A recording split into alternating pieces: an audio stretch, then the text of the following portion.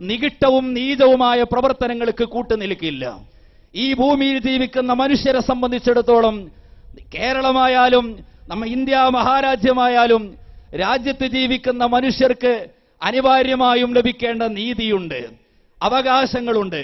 അവകാശങ്ങൾക്ക് വേണ്ടിയും നീതിക്ക് വേണ്ടിയുമുള്ള പോരാട്ടങ്ങൾ സമൂഹത്തിൽ അതാത് കാലങ്ങളിൽ രാജ്യത്ത് ജീവിക്കുന്ന മനുഷ്യരുടെ ഭാഗത്തുനിന്ന് ഉണ്ടാകേണ്ടതാണ് എന്നത് ഭരണഘടന തന്നെ നൽകുന്ന ഒരു സന്ദേശമാണ്.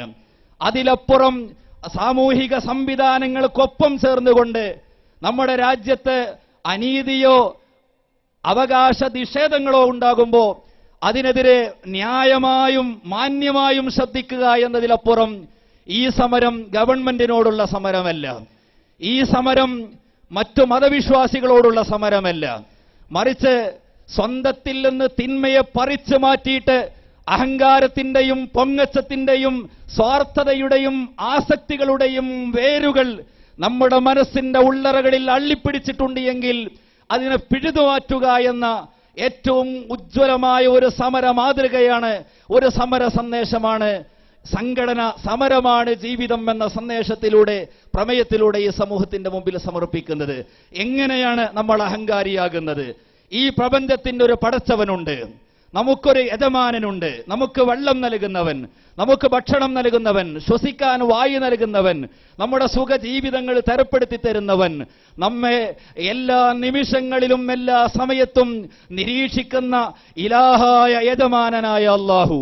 ആ അല്ലാഹുവിനോടുള്ള കടപ്പാടാണ് മുസ്ലിങ്ങളായ സത്യവിശ്വാസികളായ നമ്മെ സംബന്ധിച്ചിടത്തോളം നമുക്കുള്ളത്. ആ കടപ്പാടിൽ നിന്നാണ് നമ്മൾ സമരം തുടങ്ങേണ്ടത്. ആ സമരം അള്ളാഹുവിനെ കുറിച്ചുള്ള ബോധക്കുറവും അള്ളാഹുവിനോടുള്ള ധിക്കാരവും പടച്ചറബിനോടുള്ള പ്രതിബദ്ധതയുടെ കുറവും നമുക്കുണ്ട് എങ്കിൽ ആ കുറവിന്റെ ഭാഗമാണ് നമ്മിൽ അസൂയയും അഹങ്കാരവും പൊങ്ങച്ചവും ഗർവും ധിക്കാരവും ഒക്കെ അള്ളിപ്പിടിച്ച് കയറുന്നത്. തീർച്ചയായും ലാ ഇലാഹ ഇല്ലല്ലാഹു, ഇവിടെ വലിയവൻ അല്ലാഹു മാത്രമാണ്, അധികാരി അല്ലാഹു മാത്രമാണ്.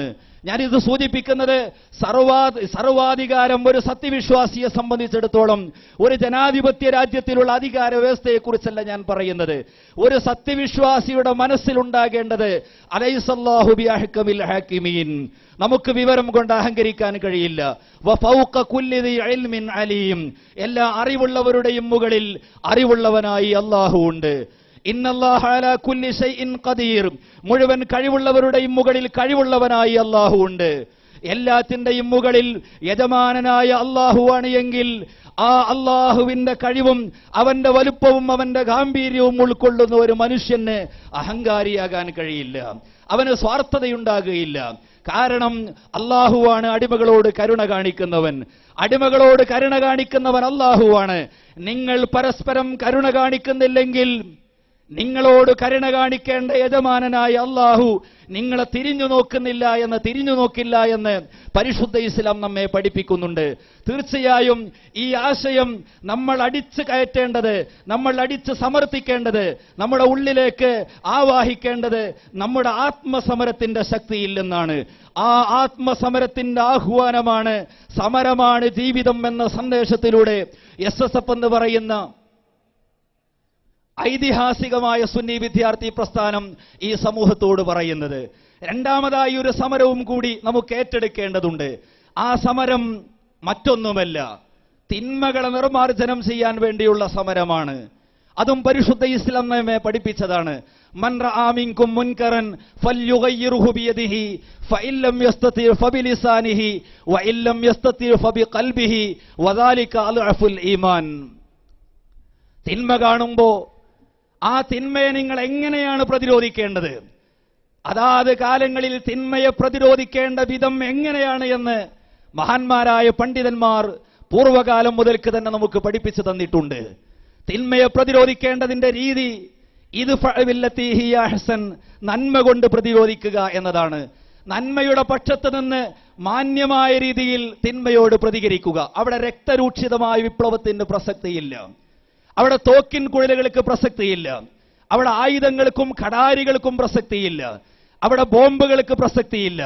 മറിച്ച് നമ്മുടെ സമൂഹത്തിൽ അള്ളിപ്പിടിക്കുന്ന തിന്മകളോട് മാന്യമായി സ്നേഹത്തിന്റെ പക്ഷത്ത് നിന്നുകൊണ്ട് പ്രതികരിക്കുവാനാണ് പരിശുദ്ധ ഇസ്ലാം നമ്മെ പഠിപ്പിക്കുന്നത്.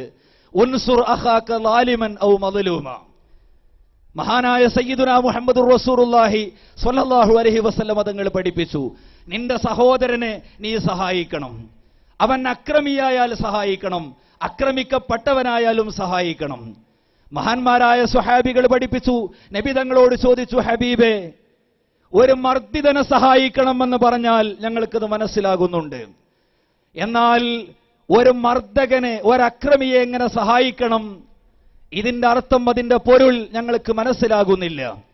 ഹബീബായ നബി സല്ലല്ലാഹു അലൈഹി വസല്ലം തങ്ങൾ പറഞ്ഞു കൊടുത്തു, തീർച്ചയായും അക്രമം പ്രവർത്തിക്കുന്ന ഒരു മനുഷ്യനോട് നിങ്ങൾ ചെയ്യേണ്ട സഹായം, ആ മനുഷ്യനോട് നിങ്ങൾ ചെയ്യേണ്ട സഹായം അക്രമത്തിന് കൂട്ടുനിൽക്കുന്ന, അക്രമത്തിന് ഒരുങ്ങി നിൽക്കുന്ന, വാളേന്തി നിൽക്കുന്ന, തോക്ക് ചൂണ്ടി നിൽക്കുന്ന, മിസൈലുകൾ പിടിച്ചു നിൽക്കുന്ന, ബോംബുകൾ ഉണ്ടാക്കുന്നവരെ അതിൽ നിന്ന് പിന്തിരിപ്പിക്കുക എന്ന സമരമാണ്.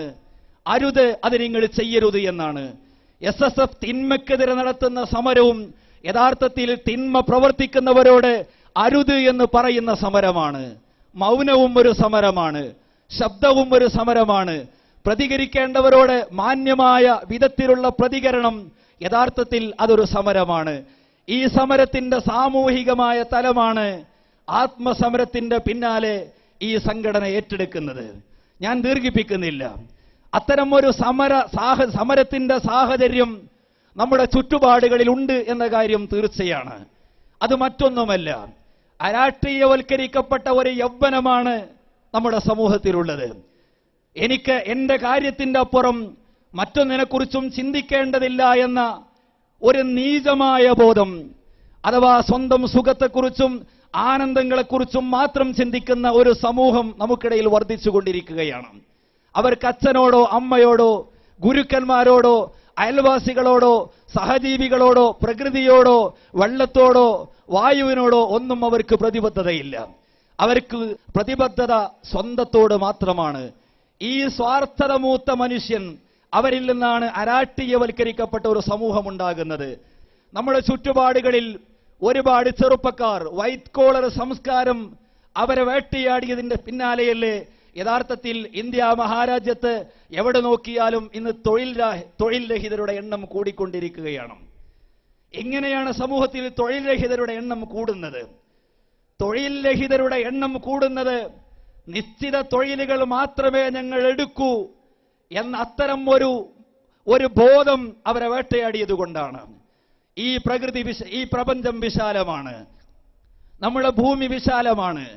ഒരു മനുഷ്യനെ സംബന്ധിച്ചിടത്തോളം അവന് നിർവഹിക്കേണ്ട സമരങ്ങൾ, പ്രവർത്തനങ്ങൾ, അവന്റെ അധ്വാനങ്ങൾ, അതിന് വിസ്തൃതവും വിശാലവും വ്യക്തവുമായ ഒരു സാഹചര്യം അവന്റെ മുൻപിലുണ്ട്. അതേ സ്ഥാനത്ത് സ്വന്തം ആരോഗ്യത്തെക്കുറിച്ചും സ്വന്തം ആരോഗ്യത്തെക്കുറിച്ച് സ്വപ്നം കാണുന്ന ചെറുപ്പക്കാർ ഇന്ന് ജിംനേഷ്യങ്ങളെ യഥാർത്ഥത്തിൽ അവലംബിക്കുകയാണ്. വൈകുന്നേരങ്ങളിൽ ജിംനേഷ്യങ്ങളിൽ സിക്സ് പാക്ക് സ്വപ്നം കണ്ടുകൊണ്ട് ബോഡി ഫിറ്റ്നസിന് വേണ്ടി മണിക്കൂറുകൾ ചിലവഴിക്കുന്ന ഈ ചെറുപ്പക്കാർ നടത്തുന്ന ഊർജ്ജ നഷ്ടം അതൊരു ദേശീയ നഷ്ടമോ അതല്ലെങ്കിൽ ഒരു ആഗോള നഷ്ടമോ അല്ലേ എന്ന് നിങ്ങൾ ചിന്തിക്കുക. പ്രഭാത സവാരിക്കിറങ്ങുന്ന ചെറുപ്പക്കാർ, പ്രായമുള്ളവർ പോകട്ടെ, പ്രഭാത സവാരിക്കിറങ്ങുന്ന ചെറുപ്പക്കാർ, ആ ചെറുപ്പക്കാർക്ക് വിറക് വെട്ടുന്ന, കല്ല് കൊത്തുന്ന, അതല്ലെങ്കിൽ നിർമ്മാണ പ്രവർത്തനങ്ങൾ നടത്തുന്ന, വീട്ടുജോലി ചെയ്യുന്ന ഉമ്മയെയോ അച്ഛനെയോ ഉപ്പയെയോ അവരെ സഹായിക്കുകയാണ് എങ്കിൽ ഈ ഊർജം അവർക്ക് ഫലപ്രദമാകും. പക്ഷേ ഫലപ്രദമായ ഊർജത്തെക്കുറിച്ചല്ല ചിന്തിക്കുന്നത്. വിയർക്കുക എന്ന് പറയുന്നത്, വിയർപ്പിന്റെ ഗന്ധം എന്ന് പറയുന്നത്, അതുപോലെ ശരീരത്തിലും വസ്ത്രത്തിലും ചെളിയാവുക എന്ന് പറയുന്നത് അത് അമാന്യമാണ്, മാന്യതയില്ലാത്ത പ്രവർത്തനമാണ് എന്ന് ചിന്തിക്കുന്ന ഒരു രാഷ്ട്രീയം, അങ്ങനെ ചിന്തിക്കുന്ന ഒരു പ്രത്യേകമായ വിചാര അവസ്ഥ, ഒരു ഗതി നമ്മുടെ സമൂഹത്തെ വേട്ടയാടിക്കൊണ്ടിരിക്കുന്നു.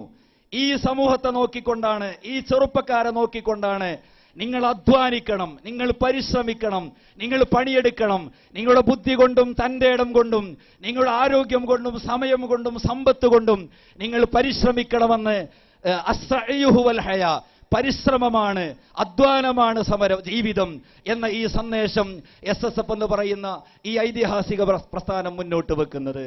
നമുക്കറിയാം ഈ സമരോത്സുകമായ സാഹചര്യം, ഇന്ത്യ മഹാരാജ്യം, ഇനി ലോകത്ത് എവിടെ നോക്കിയാലും ഒരു മാറ്റങ്ങൾക്ക് വേണ്ടി എന്താണ് ആ മാറ്റം? നമ്മൾ നന്നാവുക എന്നതാണ്. നമ്മൾ നന്നാവുക എന്നതാണ്. ആ നമ്മൾ നന്നാകുക എന്ന അവസ്ഥയിൽ നിന്ന്, നമ്മുടെ നന്മയിൽ നിന്നും, നമ്മുടെ മാറ്റങ്ങളിൽ നിന്നുമാണ് സമൂഹത്തിന്റെ മാറ്റം ഉണ്ടാകേണ്ടത്. നമ്മുടെ കുടുംബത്തിൽ നിന്ന്, നമ്മുടെ വീടുകളിൽ നിന്ന്, നമ്മുടെ ഉള്ളറകളിൽ നിന്ന്, നമ്മുടെ അയൽവാസികളിൽ നിന്ന്, നമ്മുടെ സമൂഹത്തിൽ നിന്ന് ഒരു മാറ്റത്തിന്റെ മുഴക്കവും ഒരു തിരുത്തും ഉണ്ടാകുകയാണ് എങ്കിൽ തീർച്ചയായും നമ്മുടെ ജീവിതം നന്നാകും, നമ്മുടെ സമൂഹം നന്നാകും. ഈ സന്ദേശമാണ്, സമരമാണ് ജീവിതം എന്ന ആശയം സമൂഹത്തിൽ സമർപ്പിച്ചുകൊണ്ട് ഈ പ്രസ്ഥാനം മുന്നോട്ട് വെക്കുന്നത്. സംഘടനയുടെ ഭരണഘടനയിൽ തന്നെ സൂചിപ്പിച്ച ഒരു കാര്യമുണ്ട്, സമരാഭാസങ്ങളിൽ നിന്ന് വിട്ടുനിൽക്കും. കേരളത്തിൽ 40 കൊല്ലം പ്രവർത്തിച്ച ഈ പ്രസ്ഥാനം തീവ്രവാദത്തിലോ വർഗീയവാദത്തിനോ അതല്ലെങ്കിൽ ആയുധമുണ്ടാക്കിക്കൊണ്ടോ മറ്റേതെങ്കിലും നികിട്ടമായ പ്രവർത്തനങ്ങൾ, അരാജക പ്രവർത്തനങ്ങളിൽ ഏർപ്പെട്ടുകൊണ്ടോ ഈ സമൂഹം അത്തരം ഒരു ദുഷ്പേര് നേടിയിട്ടില്ല എന്ന് നമുക്കറിയാം. തീർച്ചയായും ആ സമര സന്ദേശം, സംഘടന ഉയർത്തിപ്പിടിക്കുന്ന മാന്യമായ സംസ്കാരം ഉയർത്തിപ്പിടിച്ചുകൊണ്ടുള്ള സമര സന്ദേശവുമായി ഇനി നമുക്ക് ജൈത്രയാത്ര തുടരേണ്ടതുണ്ട് എന്ന് മാത്രം പറഞ്ഞു വെച്ച് വആഖിറു ദഅവാന അനിൽ ഹംദുലില്ലാഹി റബ്ബിൽ ആലമീൻ. ബഹുമാന്യരായ സാദാത്തുക്കൾ, പണ്ഡിതർ,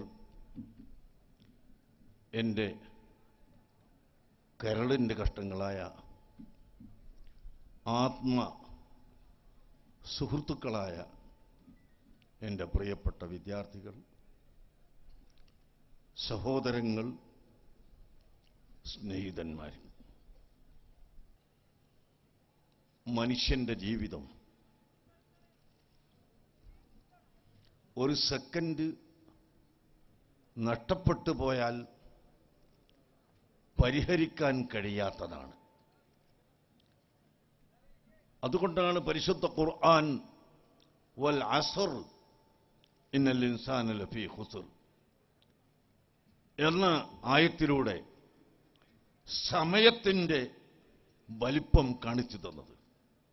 സമയം, സെക്കൻഡ്, മിനിറ്റ്, ദിവസം, ആഴ്ചകൾ, ഈ സമയം നഷ്ടപ്പെട്ടു പോയാൽ അത് പരിഹരിക്കാൻ കഴിയില്ല. ഹബീബായ റസൂലുള്ളാഹി സ്വല്ലല്ലാഹു അലൈഹി വസല്ലം തങ്ങൾ പഠിപ്പിക്കുന്നു, എന്നാൽ നിഅ്മതാനി മഖ്ബൂലുൻ ഫീഹിമാ കസീറുൻ മിനൻ നാസ് അസ്സിഹ്ഹത്തു വൽ ഫറാഗ്. അല്ലാഹു സുബ്ഹാനഹു വ തആല ഒരു മനുഷ്യന് കൊടുത്ത 2 പ്രധാനമായ അനുഗ്രഹം, അതിൽ പലരും നഷ്ടം സംഭവിക്കുന്നു, അതിനെ വേണ്ടത്ര ലാഭിക്കുന്നില്ല, ഉപകരിക്കുന്നില്ല. എന്താണത്? അസ്സിഹ്ഹത്തു, ഒന്ന് ആരോഗ്യം, വൽ ഫറാഗ്, ഒഴിവുള്ള സമയം. ഈ 2 സമയവും ഉള്ളവരാണ് വിദ്യാർത്ഥികൾ. വിദ്യാർത്ഥികൾക്ക് ഒഴിവ് എന്ന് പറഞ്ഞാൽ പഠിക്കാനില്ലെന്നല്ല അതിൻ്റെ അർത്ഥം. അവർക്ക് കുടുംബജീവിതം നോക്കേണ്ട ചുമതല ഇല്ല, വീട്ടിൻ്റെ ഉത്തരവാദിത്വം അവർക്കില്ല, രാഷ്ട്രീയ രംഗത്ത് അവർ കടന്ന് പറ്റിയിട്ടില്ല, അങ്ങനെ ഭരണപരമായ ഉത്തരവാദിത്വമില്ല.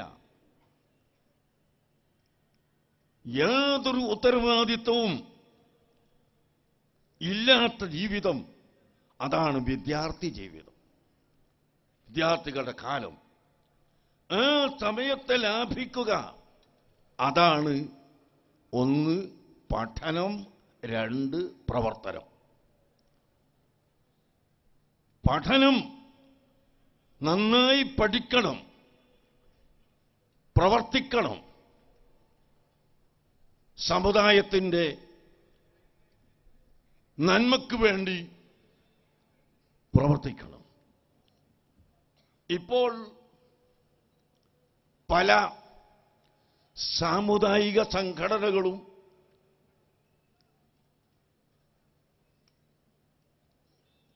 ന്യൂനപക്ഷത്തിൻ്റെ കുത്തക ചില രാഷ്ട്രീയക്കാർക്ക് മാത്രം കൊടുത്തുകൊണ്ട് ചർച്ച നടത്തുകയാണ്. നിങ്ങൾ കേൾക്കുന്നില്ലേ? ഏതാനും ദിവസങ്ങളായി എവിടെയും ന്യൂനപക്ഷത്തിന്റെ ശബ്ദം, ആ ന്യൂനപക്ഷത്തിന് വേണ്ടി, സമുദായത്തിന്റെ ആവശ്യത്തിന് വേണ്ടി സാമുദായിക സംഘടനകൾ രാഷ്ട്രീയക്കാരെ ഉപദേശിക്കുകയും രാഷ്ട്രീയക്കാർ ഇങ്ങോട്ട് മറുപടി പറയുകയും ചെയ്യുമ്പോൾ ഞങ്ങൾക്ക് തോന്നുന്നു ഇവിടെ ന്യൂനപക്ഷമെന്ന് പറഞ്ഞാൽ ഏതെങ്കിലും ഒന്നോ രണ്ടോ രാഷ്ട്രീയ പാർട്ടിയിൽ ഒതുങ്ങി നിൽക്കുകയാണ് എന്ന്. ഞാൻ ഉറപ്പിച്ചു പറയുന്നു, ഇവിടെ രാഷ്ട്രീയ പാർട്ടികൾ, ന്യൂനപക്ഷത്തിന്റെ പാർട്ടികളുണ്ടായിരിക്കാം, അല്ലാതെ ഒരു രാഷ്ട്രീയ പാർട്ടിയിലുമില്ലാതെ ഇവിടെ ആരുടെയും പ്രത്യേകമായ ഒരു താൽപര്യം മാത്രം വെച്ചുകൊണ്ട് പ്രവർത്തിക്കാതെ രാജ്യത്തിന്റെ നന്മയ്ക്ക് വേണ്ടി പ്രവർത്തിക്കുന്ന ന്യൂനപക്ഷ വിഭാഗമാണ് ഇവിടെ അധികമുള്ളത് എന്ന് ഞാൻ പറയാൻ ആഗ്രഹിക്കുന്നു. അതുകൊണ്ട് ന്യൂനപക്ഷത്തിന്റെ കുത്തക ഈ രാഷ്ട്രീയക്കാരുടെ കയ്യിൽ അങ്ങോട്ട് കൊടുക്കേണ്ട ആവശ്യമില്ല, അത് അനുവദിക്കുകയുമില്ല. അതുപോലെ സാമുദായിക സംഘടനകൾ രാഷ്ട്രീയത്തിലേക്ക് കടന്നു വന്നും മതത്തിലേക്ക് കടന്നു വന്നും മതത്തിന്റെ ആളുകളെ ഉപദേശിക്കുന്ന ഒരു പ്രവണത നാം ഇവിടെ കണ്ടുവരികയാണ്. അതൊരിക്കലും അനുവദിക്കാൻ നിർവാഹമില്ല. സാമുദായിക സംഘടനകളും എല്ലാ രാഷ്ട്രീയ സംഘടനകളും രാജ്യത്തിന്റെ പുരോഗതിക്ക് വേണ്ടി ഒത്തുചേർന്ന് പ്രവർത്തിക്കുക. ഇതിവിടെ ഉണ്ടോ? നാം ഇത് കാണുന്നുണ്ടോ? ഇല്ല. രാജ്യം ഭരിക്കണം, ഭിന്നിച്ച് ഭരിക്കണം, ബഹളത്തിലൂടെ ഭരിക്കണം എന്ന് ചിന്തിക്കുന്നവരല്ലേ എവിടെയും കാണുന്നത്? എവിടെ ഇലക്ഷൻ പ്രഖ്യാപിക്കപ്പെട്ടോ ഉടനെ കേൾക്കാം സ്ഫോടനം, സ്ഫോടനം, സ്ഫോടനം. എവിടുന്നാണ് ഈ സ്ഫോടനം വരുന്നത്? ആളുകളെ ഭീഷണിപ്പെടുത്തി, ഭയപ്പെടുത്തി വോട്ട് വാങ്ങാനുള്ള ഈ നീക്കം രാജ്യത്തു നിന്ന് നിഷ്കാസനം ചെയ്യപ്പെടേണ്ടതാണ്. അല്ലാത്ത കാലത്തോളം രാജ്യത്തിന് സമാധാനമുണ്ടാവുകയില്ല. രാഷ്ട്രീയ കക്ഷികൾ വ്യത്യസ്ത അഭിപ്രായക്കാരുണ്ടാവാം, ആ അഭിപ്രായം വെച്ചുകൊണ്ട് പ്രവർത്തിച്ചു കൊള്ളുക. പക്ഷേ ഈ രാജ്യത്തുള്ള മുഴുവൻ ജനങ്ങളെയും എല്ലാ രാഷ്ട്രീയ പ്രവർത്തകരും കണ്ണു തുറന്ന് കാണുക തന്നെ വേണം. അത് കാണാതിരുന്നാൽ അബദ്ധമാണ്, സംശയം വേണ്ട.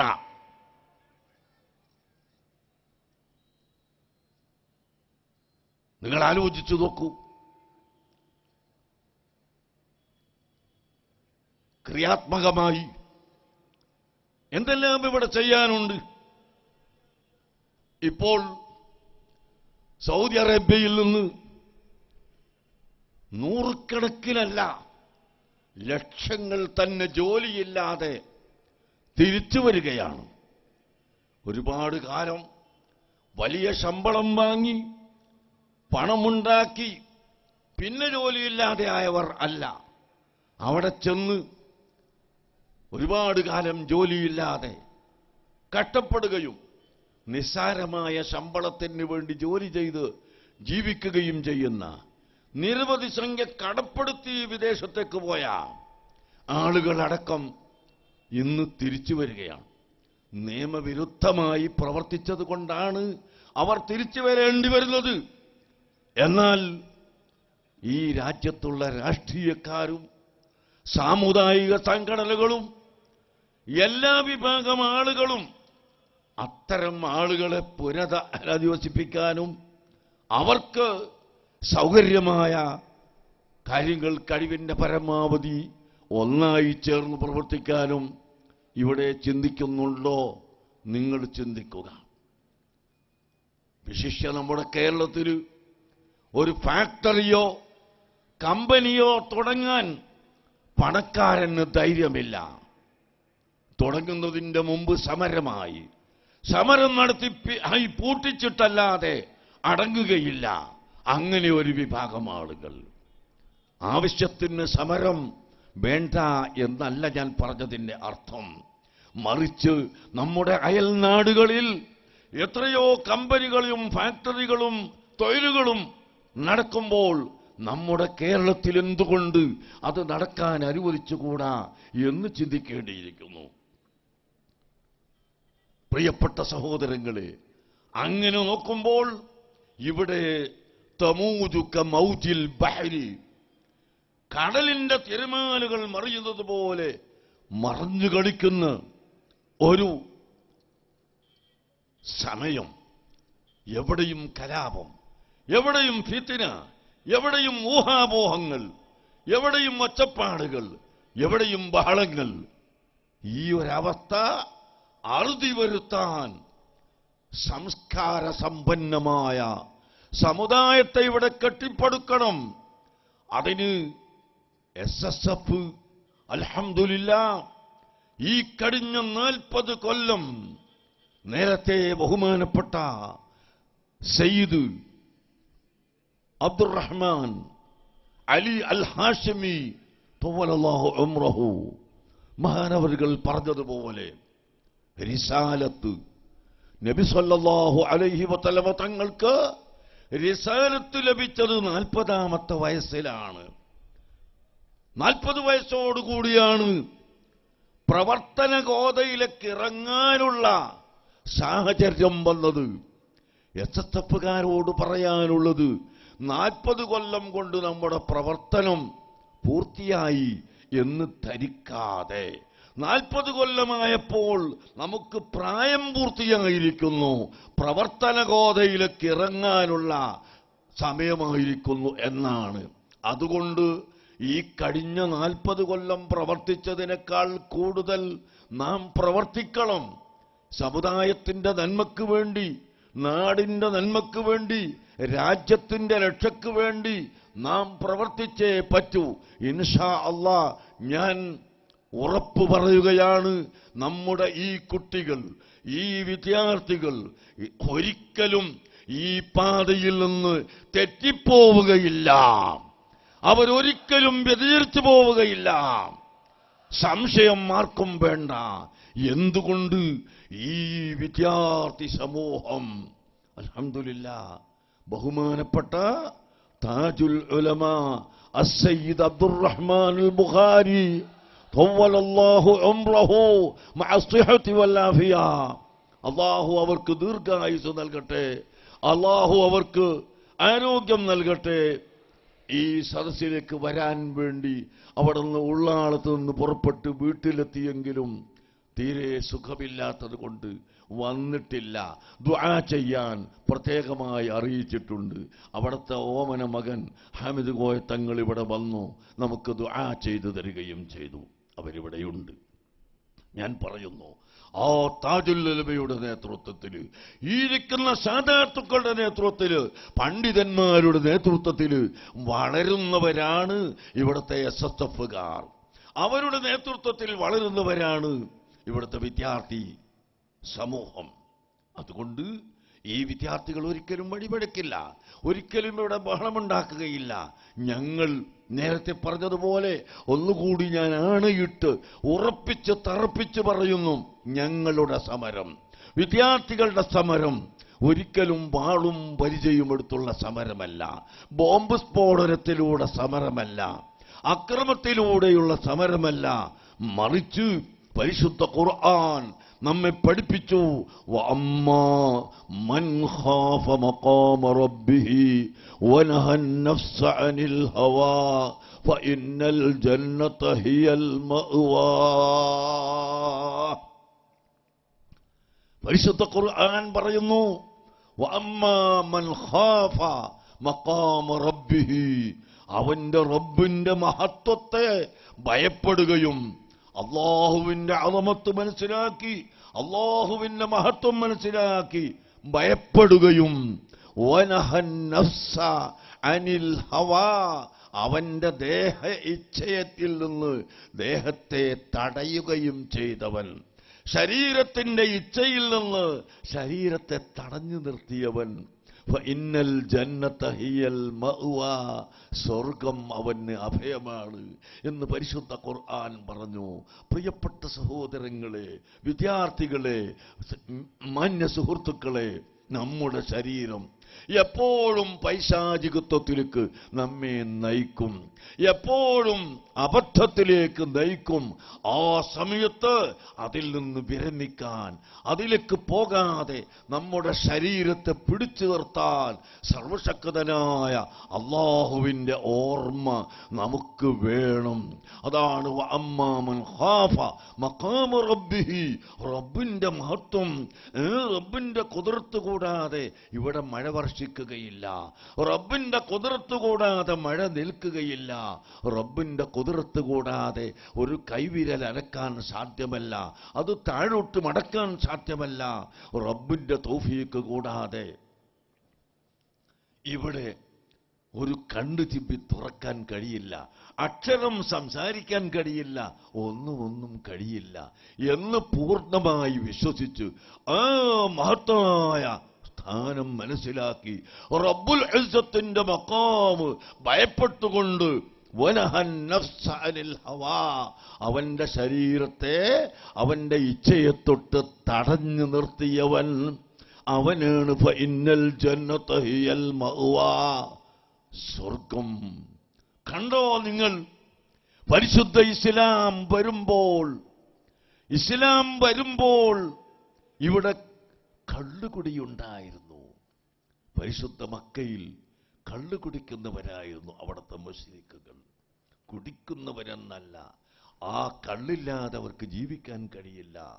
അങ്ങനെ കള്ളിൽ ഊട്ടപ്പെട്ടു പോയ ആ വിഭാഗത്തെ പരിശുദ്ധ ഇസ്ലാം സംസ്കരിച്ചു. ഇന്നമൽ ഖംറു വൽ മൈസിറു വൽ അൻസാബു വൽ അസ്ലാമു റിജ്സും മിൻ അമലി ശൈത്വാനി ഫജ്തനിബൂഹു എന്ന് പറഞ്ഞുകൊണ്ട് അല്ലാഹുവിന്റെ അസന്നിഗ്ധമായ പ്രഖ്യാപനം വന്നപ്പോൾ കള്ളു കുടിക്കരുത്, കള്ളു വിൽക്കരുത്, ഉപയോഗിക്കരുത് എന്ന ശക്തമായ താക്കീത്, അസന്നിഗ്ധമായ പ്രഖ്യാപനം അതിവിടെ വന്നപ്പോൾ നിങ്ങൾ നോക്കൂ, മദീനയിൽ കച്ചവടം ചെയ്തിരുന്ന ആളുകൾ അടക്കം അവരുടെ കള്ളുകൾ വലിച്ചെറിയുകയും പാത്രങ്ങൾ തച്ചുടക്കുകയും ചെയ്ത് പൂർണ്ണമായി വർജിച്ചു. അങ്ങനെ ഇതാ ഇവിടെ വളർത്തിയെടുക്കുന്നു. ഈ ഇരിക്കുന്ന SSF-കാരൻ റോട്ടിലൂടെ പോകുമ്പോൾ ഏതെങ്കിലും ഒരു കള്ളുചെത്തുകാരൻ അവൻ സൈക്കിളിലൂടെ കള്ളു കൊണ്ടുപോകുമ്പോൾ പെട്ടെന്ന് തറഞ്ഞു വീണ് ഇവന്റെ ശരീരത്തിൽ ഒരു തുള്ളി കള്ളു വന്നാൽ, മാന്യ സഹോദരങ്ങളെ, നമ്മുടെ സംസ്കാരം നിങ്ങൾ നോക്കൂ. ആ കള്ള് ഊറ്റിയ തലം നാം കൊണ്ടുപോയി കഴുകുന്നു. അതിന്റെ നിറവും മണവും രുചിയും പോകുന്നതുവരെ സോപ്പിട്ട് വരുതി കഴുകുന്ന ഈ സംസ്കാരത്തിലേക്ക് മനുഷ്യനെ എത്തിച്ചത് ഇസ്ലാം ആണ്. നിങ്ങൾ രക്തം കുടിക്കാറില്ല, കാഷ്ടം ഭക്ഷിക്കാറില്ല, മൂത്രം കുടിക്കാറില്ല. എന്നാൽ അതുപോലെ ഏറ്റവും നീചവും നികൃഷ്ടവുമായ ഒന്നാണ് കള്ള്, മദ്യം. അത് നിങ്ങൾ വായിലൂടെ ഒഴിക്കരുത്. അതുമാത്രമല്ല, മനുഷ്യന്റെ എല്ലാ ബഹുമാനവും അവന്റെ ഹൃദയത്തെ കൊണ്ടാണ്, അവന്റെ കൽബ് കൊണ്ടാണ്. ഒരു വലിയ മനുഷ്യൻ, ഒരിക്കൽ ഇന്ത്യ രാജ്യം ഭരിച്ച പ്രധാനമന്ത്രിയായിരുന്ന വ്യക്തി പോലും അദ്ദേഹത്തിന് മാനസിക രോഗം വന്നാൽ, പ്രിയപ്പെട്ട സഹോദരങ്ങളെ, അദ്ദേഹത്തിന് പഞ്ചായത്തിൽ മത്സരിക്കാൻ മെമ്പർഷിപ്പ് പോലും കൊടുക്കില്ലല്ലോ. അദ്ദേഹത്തിന്റെ ആരോഗ്യം കുറഞ്ഞിട്ടല്ല, ഭംഗി കുറഞ്ഞിട്ടല്ല, പണം കുറഞ്ഞിട്ടല്ല, തറവാട് കുറഞ്ഞിട്ടല്ല, മറിച്ച് ബുദ്ധി കേടുവന്നു പോയി. അപ്പോൾ ബുദ്ധിയാണ് ഏറ്റവും പ്രധാനപ്പെട്ടത്. ആ ബുദ്ധിയെ കേടുവരുത്തുന്ന, അഖലിന് ഭംഗം വരുത്തുന്ന